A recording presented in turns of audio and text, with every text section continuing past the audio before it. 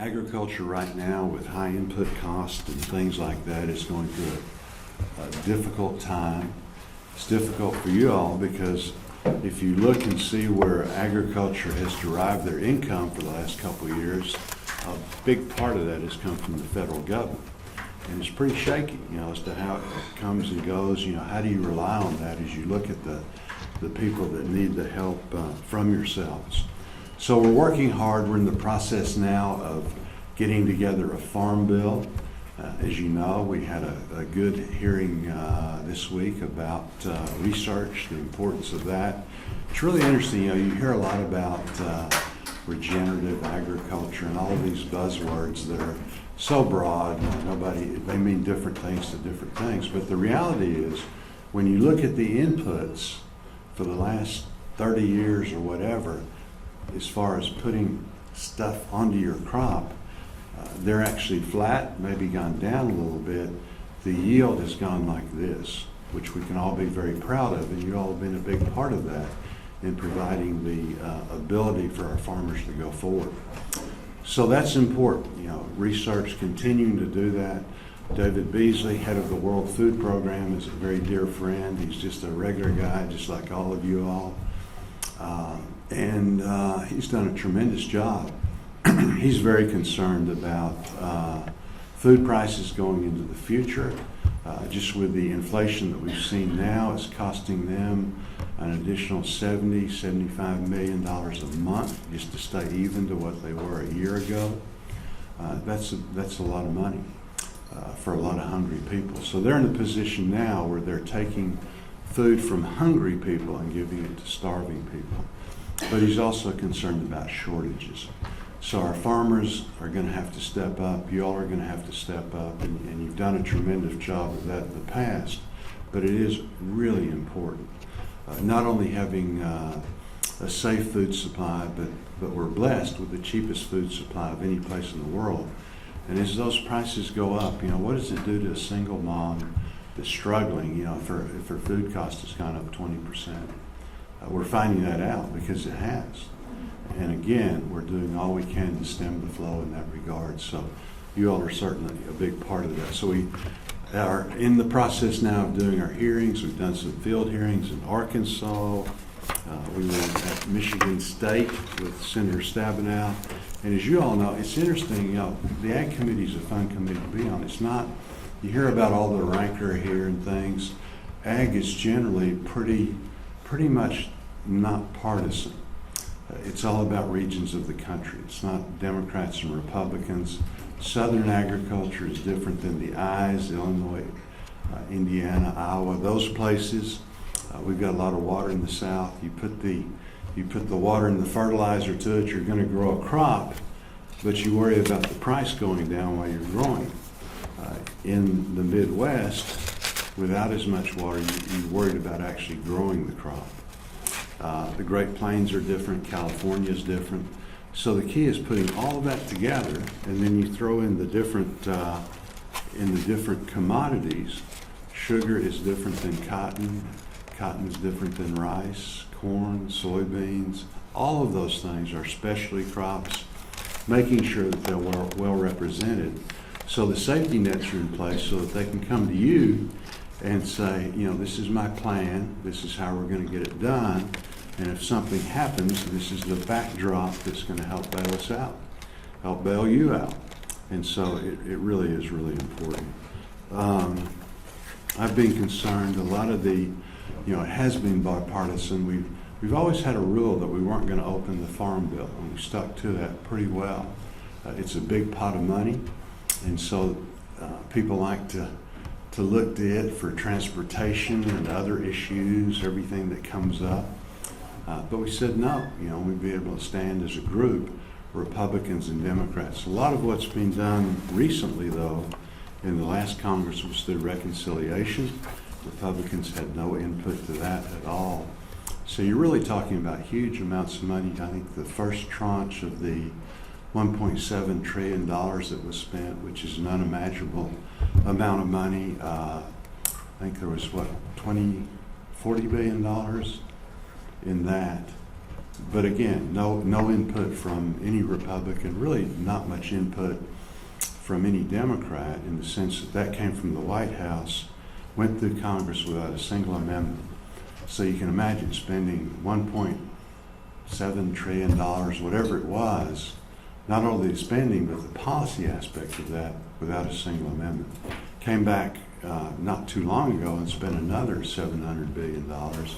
And there was about, I think, $20 billion or so of that, again, that was dumped into agriculture.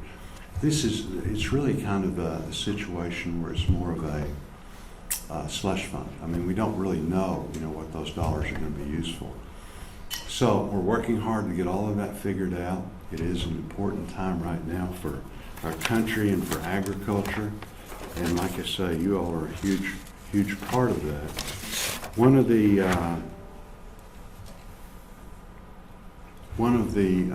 concerns I have is, like you say, you're hearing a lot of buzzwords and this and that. This administration is climate, climate, climate. Climate's important. Anything you can do to make the land and water, better, cleaner, is something we can be very proud of. What I don't want to see are initiatives like the 30 by 30. The idea, this was a thing that was an executive order that came out that by the year 2030, 30% of the land, 30% of the water would be put into conservation. That doesn't make any sense. You'd be talking about a bunch of acres, of good farmland set aside. Right now, we need to be growing all we can grow. But if you do that, when you think about it, we work so hard to try and get our export markets. 40% of Arkansas's stuff is exported. That would be true if we went around your states. It's so important. You have to think in terms of having a few customers here and then the majority of the customers throughout the world. But you start reducing things to that degree, you're going to lose market share. In the old days, the United States was the market. You could pretty much do whatever you wanted to do. That's not true anymore. Places like Brazil would backfill. And if you got Brazil and Bangladesh and wherever, growing these crops, there's no way that they're going to do that in the environmentally sensitive way that we do it over there. They're going to use twice the acreages. They're not as efficient. So the carbon footprint would be much greater, only it would be someplace else. So like I said, it makes no sense. The other problem too is in Arkansas, the Farm Bill is all about rural America. And most of you all are about rural America also. The problem is in Arkansas and wherever you're from, we've got 75 counties, I think 52 of them or so lost population. You start losing those turnback dollars, you start worrying about schools, you start worrying about hospitals, things like that. The only thing that's left in rural America right now, we've lost our manufacturing, is the farm community, okay? And so again, this is a huge deal from that standpoint. In Arkansas, the farm economy is about 25%. I was in, as I said earlier, in Michigan with Senator Stabenow, Michigan State. It's about 25% of their economy. Some of you from California, it's not near that. But on the other hand, the California economy is about the size of Germany's. I mean, it's just we are such a huge economy. So it's smaller, but as far as number-wise, it's gigantic. So we can be very proud. It is something that again, needs to be protected so that, as I say, you get outside of any town of any size in Arkansas or wherever you're from, it's not 25% of the economy. It's probably 85 or 90%. So it's a big deal. You all are a huge part of that. The way you can help us is let us know what's going on. And I'm interested in hearing. Right now, I'll shut up so you can tell me what's going on. But I really am interested in hearing what's going on. I'm concerned about the loan forgiveness that's going on and this and that, how that affects some of you all. And then the prospect of more of that. how do you loan people money if you don't really know what the rules are going to be in the future? And we've had some pretty wild things, pretty wild proposals and this and that have come out that certainly impact you all. So I'll be glad to answer any easy questions. Again, thank you all for being here. Thank you for all you represent. I often tell people that small business, the farm communities, those are the things that are the backbone of the country, but their backbone are the lenders. And so they just simply couldn't exist without you all. I used to have a bunch of cows, and I'm an optometrist, and I doctor by training. My vet, this was probably about 30 years ago, one day he looked at me, he was about my age, and a very, very dear friend. He said, "John," he said, "you need to be careful."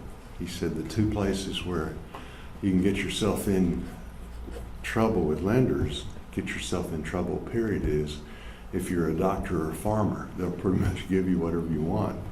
He said, "You're both." Okay, any easy questions?